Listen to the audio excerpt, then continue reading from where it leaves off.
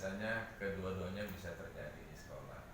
Jadi sebagai kepala sekolah, saya harus bisa memilih kasus yang mana harus kita selesaikan terlebih dahulu gitu.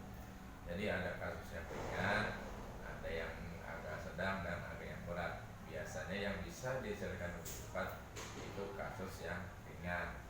Kalau yang agak berat dan sedang, biasanya saya konsultasi dulu dengan teman agar kasus itu bisa diselesaikan dengan sebaik-baiknya. Berarti ada pengidentifikasian Pak ya antara kasus yang ringan dengan kasus yang berat. Nah kemudian bagaimana Bapak menjalankan keputusan-keputusan dalam di sekolah ini, di mana ada dua kepentingan yang saling bersinggungan Pak, biasanya ada sama-sama benar atau sama-sama mengandung nilai kebajikan. Jadi kalau apabila ada masalah yang mengandung dua kebaikan atau dua kepentingan, saya bakal memilih mana yang manfaatnya lebih besar untuk sekolah. Dan itu juga keputusan itu tidak saya putuskan sendiri, tapi saya juga berkomunikasi dengan teman-teman bagaimana cara memutuskan ini, manfaatnya bagi sekolah bagaimana, manfaatnya buat anak-anak bagaimana, dan buat gurunya juga bagaimana. Sebab walaupun setipis apapun, itu manfaatnya pasti pengaruhnya besar buat sekolah dan anak-anak di sekolah. Oke, jadi menyeluruh ya Pak ya? Iya. Sesuai menyeluruh. Nah kemudian hal apa saja yang selama ini Bapak anggap efektif nih Pak dalam mengambil keputusan? Jadi kalau ada masalah di sekolah, hal-hal yang efektif atau masalah itu cepat selesai, biasanya kita panggil, misalnya masalah siswa nih yang ada di sekolah. Yang pertama-tama kita panggil dulu nih bapak dan ibu gurunya, ada apa dengan anak tersebut. Lalu setelah saya dapat laporan dari gurunya, anak itu juga saya panggil, kenapa bisa terjadi seperti ini. Kalau itu belum selesai juga, maka saya akan memanggil orang tuanya untuk kita padukan antara keterangan guru, keterangan murid, dan keterangan orang tua. Jadi di situ nanti kita ngambil keputusannya agar tidak berat sebelah. Jadi keputusan yang kita ambil juga manfaat untuk ketiganya. Jadi tidak berat sebelah sini, kesana, kesini. Jadi harus manfaat ketiga-tiganya. Jadi kalau ketiga-tiganya sudah ada manfaatnya, maka kemungkinan besar sekolah juga enak, orang tua murid juga enak, anak juga enak. Dengan demikian maka kegiatan belajar mengajar akan berjalan dengan efektif karena semuanya sudah satu kata, istilah kata begitu. Luar biasa Bapak, bijaksana sekali Bapak. Alhamdulillah. Oke, kira-kira Pak, ada nggak kasus yang menantang banget nih Pak buat Bapak? Oh banyak, kalau kasus memang banyak. Misalnya ambil contoh umpamanya setiap orang itu walaupun rambutnya sama hitam, pasti ada aja perbedaannya. Kadang-kadang ada yang rajin, ada yang malas. Tentu otomatis yang malas ini yang harus kita perbaiki. Kalau yang malas itu ya pertama-tama kita panggil, kenapa malas. Terus kalau misalnya kita sudah panggil gurunya nih masih malas juga, kita panggil lagi yang kedua. Maunya apa sih nih guru?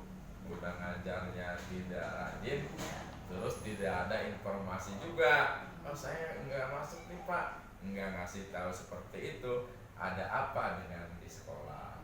Hubungannya dengan teman-teman bagaimana? Terus hubungan dengan orang tua juga bagaimana? Dari situ saya bisa ngambil kesimpulan, oh gurunya begini, harus diginikan begitu. Jadi semua itu saya panggil teman-teman juga, ini bagaimana? Jadi saya juga minta masukan kepada teman-teman yang lain, bagaimana cara mengatasi ini guru agar rajin ke sekolah begitu. Jadi saya juga tidak bisa mengambil keputusan secara semena-mena, tidak juga. Jadi saya juga minta pendapat kepada teman-teman yang lain agar keputusan yang saya ambil itu tidak menyakiti. Jadi tidak menyakiti yang lain dan yang lain juga legowo. Oh iya Pak, putusnya seperti itu. Jadi sama-sama enak di sekolah itu. Jadi pembelajaran juga enak belajarnya juga, jadi anak-anak enak, nggak ada masalah antara guru yang satu dengan guru yang lain. Luar biasa Bapak nih dalam mengambil keputusan, menelusuri semua dari yang terkecil sampai akhirnya semua menerima keputusan yang di Bapak yang diambil, kemudian melaksanakannya Pak ya. Luar biasa Pak. Kemudian apabila ada masalah nih Pak, apakah Bapak punya tata kala atau rencananya nih? Apa kemudian spontan saja ada masalah langsung di pramuka itu harus dilaksanakan, misalkan apa nanti itu nunggu karena jadwalnya belum ada nih, biasanya gimana Pak? Kalau masalah kan kita identifikasi dari yang ringan, yang sedang sampai yang berat. Kalau masalah yang ringan otomatis bisa hari itu juga kita selesaikan, karena kalau yang ringan biasanya tidak menyangkut orang banyak, istilah kata seperti itu.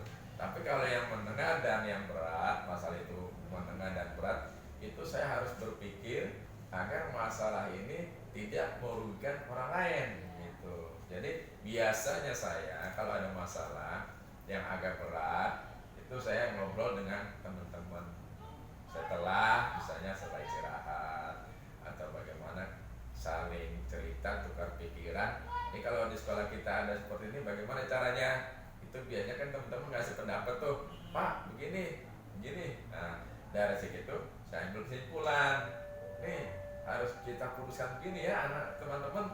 Kalau teman-teman merasa pas, udah saya jalankan keputusan itu. Tapi kalau teman-teman, Pak keputusannya kurang tepat, nah kita minta diskusi lagi agar apa yang kita ambil manfaatnya buat sekolah dan buat warga sekolah semua, tidak ada yang merasa kita rugikan gitu. Sebab semuanya kan dari satu tuh, siswa, guru, dan kepala sekolah dan warga masyarakat. Jadi semuanya harus bisa menikmati dari keputusan yang diambil oleh kepala sekolah. Oke, gitu. betul Pak. Jadi dari rangkaian tadi cerita Bapak, sebenarnya yang Bapak lakukan itu sudah menyeluruh, ya kan? Tidak ada yang tersakiti, dan ini semua merupakan kewajiban dari kita semua. Karena sebuah diskusi biasanya harus dijalankan oleh semua warga sekolah. Oke, ada lagi Pak yang mau saya, dalam Bapak menyelesaikan masalah, ada nggak Pak orang-orang yang membantu Bapak untuk penyelesaian masalah ini? Atau misalkan ada siapa saja yang biasanya, atau tokoh apa saja yang Bapak bisa membantu Bapak dalam menyelesaikan permasalahan dan pengambilan keputusan?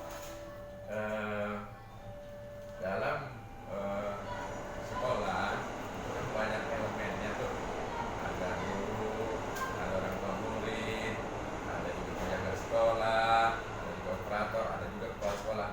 Jadi walaupun saya ini sebagai kepala sekolah, saya nggak berani ngambil keputusan sendiri. Jadi biasanya kalau masalah ada siswa, itu saya bicara dulu dengan gurunya, dan saya juga minta pendapat teman-teman yang lain kalau ada masalah di sekolah. Jadi saya selalu berdiskusi dengan teman-teman yang lain apabila ada masalah di sekolah. Sebab yang namanya sekolah, kalau misalnya ada masalah, otomatis kan itu bukan kepala sekolahnya sendiri, tapi nama lembaga. Misalnya SD di Lambar 08 ada muridnya yang bermasalah, otomatis bukan ditanya itu kepala sekolah, tapi di SD di Lambarnya yang dibawa-bawa. Makanya apabila ada masalah di sekolah, saya otomatis berkonsultasi dengan guru-guru yang lain agar apabila saya ambil keputusan itu tidak merugikan yang lain juga. Jadi agar kondusif lah istilah kata kegiatan belajar di sekolah kita. Luar biasa sekali Pak, dari pertanyaan yang saya ajukan, kemudian jawaban-jawaban Bapak juga sangat mengena dan mencerminkan seorang pemimpin yang bijaksana gitu Pak. Terakhir nih Pak, dari semua permasalahan yang ada Pak, pembelajaran apa sih Pak yang bisa kita ambil dari permasalahan-permasalahan dari kasus-kasus yang sudah Bapak tangani dan penyelesaiannya? Jadi kalau saya pelajari, setiap kasus-kasus itu tidak ada yang tidak bisa diselesaikan. Yang penting kita menyelesaikan kasus itu harus dengan bermusyawarah antara stakeholder istilah kata yang ada di sekolah itu, baik siswanya, orang tua muridnya, atau guru-gurunya di sekolah. Jadi apapun yang ada di sekolah otomatis bisa diselesaikan kalau kita mau berkonsultasi dengan teman-teman. Jangan canggung, umpamanya kepala sekolah nggak mau karena dia merasa lebih tinggi nggak mau berkonsultasi dengan guru-gurunya. Jadi saya memang seperti itu. Jadi saya mengharapkan kepada teman-teman di sekolah, kalau misalnya saya ada masalah atau saya salah, saya ngomong aja sama teman-teman. Pokoknya kalau Bapak melakukan kesalahan, tegur. Jangan takut. Sebab kalau saya dibiarkan, malah nanti saya melakukan kesalahan yang lebih banyak. Begitu saya bilang kepada teman-teman. Jadi saya seperti itu. Kalau ada masalah di sekolah, pasti saya konsultasi dengan teman-teman untuk mencari solusi pemecahannya untuk perbaikan ke depan. Baik Pak, terima kasih dari rangkaian wawancara kita hari ini. Saya bisa mengambil benang merahnya bahwa kita dalam sebuah institusi, dalam sebuah lembaga yang harus kita butuhkan adalah pertama komunikasi, ya Pak. Yang kedua adalah berkolaborasi.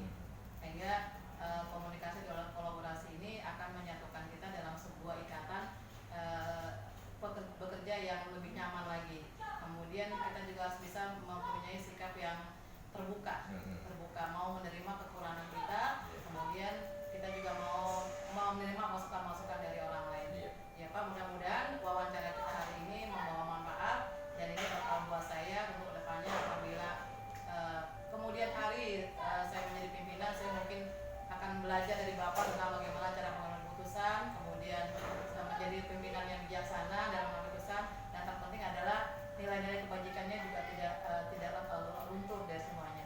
Baik Pak, terima kasih.